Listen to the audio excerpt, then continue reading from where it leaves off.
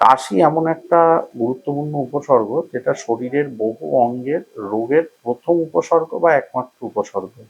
এবং কাশি এমন একটা উপসর্গ যে আমরা সব থেকে বেশি এটাকে গুরুত্বহীনভাবে দেখি, মানে আমরা ভাবি এই কাশি, ওটা কিছু নয়, এমনি কমে যাবে। এবং কাশির থেকে আপনি অন্য মানুষ রোগ সংক্রমিত হতে পারে।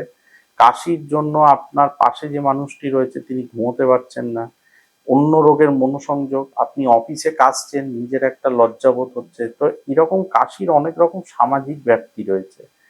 আমি ডক্টর দেবরাজ যশ, মণিপাল হাসপাতালের ব্রডওয়ে, সল্টলেক এবং বাইপাস শাখার পালমোনোলজি বিভাগের বিভাগীয় প্রধান বলছি। এবার কোনো মানুষ ধরুন কাশি দীর্ঘদিন ধরে কমছে না, প্রথম আপনি বুঝবেন কি করে যে ওটা গুরুত্বপূর্ণ কি গুরুত্বপূর্ণ নয়?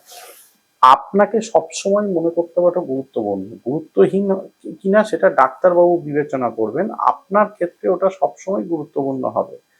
তো কাশি, ধরুন একজন মানুষ তার শুলে কাশি হচ্ছে, তো কি হতে পারে? সে বসলে অতটা কাশি হচ্ছে না, শুলে কাশি হচ্ছে। জিআরডি বলে একটা রোগ হয় যেটাকে গ্যাস্ট্রোএসোফেজিয়াল রিফ্লাক্স ডিজিজ বলা হয়, যাতে খাবারটা উপরে উঠে আসে, তার জন্য শুলে কাশি হয়। এবার সেই ক্ষেত্রে কি করতে হবে? গ্যাসের ভালো ওষুধ দিতে হয় এবং অ্যান্টি রিফ্লাক্স ডিজিজ দিতে হয়। অনেক সময় হার্টের রোগে, যাতে পাম্পিং ক্ষমতা কম, তার জন্য জল জমে যাচ্ছে, তাদেরও সেই কারণে কাশি হতে পারে।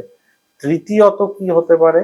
যে ধরুন হচ্ছে আপনি যখন সকালবেলা ঘুম থেকে উঠছেন তখন কাশি হচ্ছে, বাকি সময় হচ্ছে না। সাধারণভাবে ধূমপায়ীদের এটা ক্লাসিক্যাল সিওপিডি বা ব্রঙ্কাইটিসের কাশি বলা হয়। যারা ধূমপান করেন তারা সকালবেলায় কাশির সাথে কিছুটা কফ বের করেন, সেটা সিওপিডি বা ব্রঙ্কাইটিসের জন্য হয়ে থাকে। অ্যাজমা রোগী যারা, তাদের ক্ষেত্রে কাশিটা হয় হচ্ছে, অ্যাজমা কি আমরা জানি অ্যালার্জি দ্বারা ট্রিগার্ড হয়। তো এমন কোনো কিছু যাতে তার অ্যালার্জি আছে, যেমন ধরুন কোনো ধুলোবালি, যেমন ধরুন হচ্ছে বিছানার চাদর বালিশ, বা ধরুন ফুলের রেণু বা বাগান, এইগুলোর কোনোটা সংস্পর্শে এলে তার তখন হাঁচি, নাক দিয়ে জল পড়া এবং কাশি প্রত্যেকটাই একসাথে শুরু হয়ে যায়। এছাড়াও দেখা গেছে যারা অ্যাজমা রোগী তারা ইনহেলার নিলে কাশিটা কমে যায়। তো আপনি যদি দেখেন যে ইনহেলার নিয়েও কাশি কমছে না, তখন বুঝতে হবে যে সেটা প্রবাবলি হয়তো অ্যাজমা নয়, এবং ইনহেলার নিলেও হলো না, সঠিক ইনহেলার সঠিক পদ্ধতিতে নিতে হবে।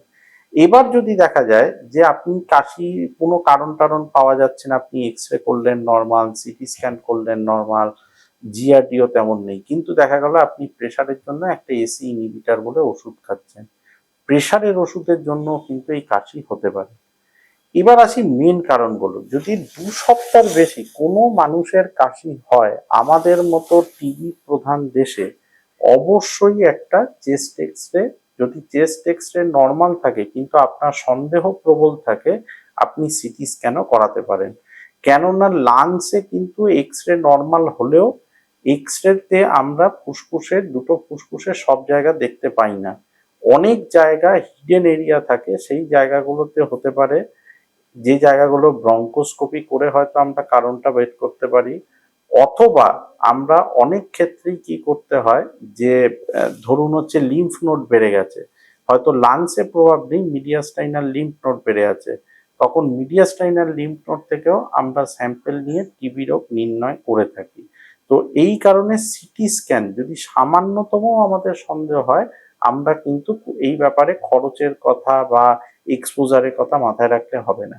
যদি সিটি স্ক্যানে এমন কোনো সন্দেহজনক আমরা পাই, যেটা ধরুন টিবি বা টিউমার, বা ধরুন এরকমও হলো যে নিউমোনিয়া, কিন্তু সেই নিউমোনিয়ার কারণ কমছে না, তখন আমাদের তৎক্ষণাৎ ব্রঙ্কোস্কোপি বলে পরীক্ষাটা সাহায্য নিতে হয়। ব্রঙ্কোস্কোপিতে কি, যদি নিউমোনিয়া থাকে আপনি ওখানে জল দিয়ে ওই জলটা পরীক্ষায় পাঠালে সঙ্গে সঙ্গে কি কারণে নিউমোনিয়া সেটা জানতে পারছেন, নাম্বার ওয়ান। যদি সেটা টিবি হয়, টিবির কারণটাও জানতে পারছেন। অনেক সময় ফরেন বডি থেকেও এই ধরনের নিউমোনিয়া হয়ে, মানে কোনো সুপুরি বা মটরশুঁটি বা এরকম কোনো কিছু আটকে গিয়ে এরকম হতে পারে। কোনো টিউমার থাকলে ক্যান্সারের ডায়াগনোসিসের জন্য বায়োপসি নিতে হবে, বা টিউমারটা যদি বের করার মতো হয়, আপনি যদি বের করে দেন তার কাশি সঙ্গে সঙ্গে কমে যাবে। তো ব্রঙ্কোস্কোপি, যদি লিম্ফ নোড থাকে তখন ইভাস জাতীয় পরীক্ষাটা করতে হবে, তাতে কোনো টিবি বা সার্কয়েডোসিস বলে কোনো রোগ আছে কিনা সেগুলো জানতে হবে। এই সব কিছুর বাইরেও যখন দেখবেন কোনো কারণ আপনি পাচ্ছেন না, সাইকোলজিক্যাল কাশি খুব ইম্পর্টেন্ট। মানে সে একটা বাচ্চা বা মহিলাদের ক্ষেত্রে কম বয়সে অনেক সময় দেখা যায় দৃষ্টি আকর্ষণ করার জন্য, বা বাচ্চাদের মনে হয় গলায় মোদায় আমার কিছু আটকে আছে, কনস্ট্যান্ট কাশতে থাকে, সেই ক্ষেত্রে সাইকোলজিক্যাল কাউন্সেলিং অত্যন্ত গুরুত্বপূর্ণ। আবার একাধারে আইএলডি বলে এখন যে রোগ, করোনা পরবর্তী সময়ে আমরা বহু ডায়াগনোসিস করি সিটি স্ক্যান এত অবারিত হওয়ার জন্য, তার ক্ষেত্রে কি না, যতক্ষণ না আপনি এই আইএলডি রোগটা ডায়াগনোস করবেন এবং তার নির্দিষ্ট ওষুধ দেবেন, তত আপনি এই রোগটার স্পেসিফিক চিকিৎসা করতে পারবেন না। তাহলে যে কোনো কাশি তাকে অবহেলা করবেন না। ধূমপায়ীরা জাস্ট ভাববেন না যে এটা ধূমপানের জন্য, এর শিকড়ের ভেতরে যান এবং একে চিকিৎসা করুন।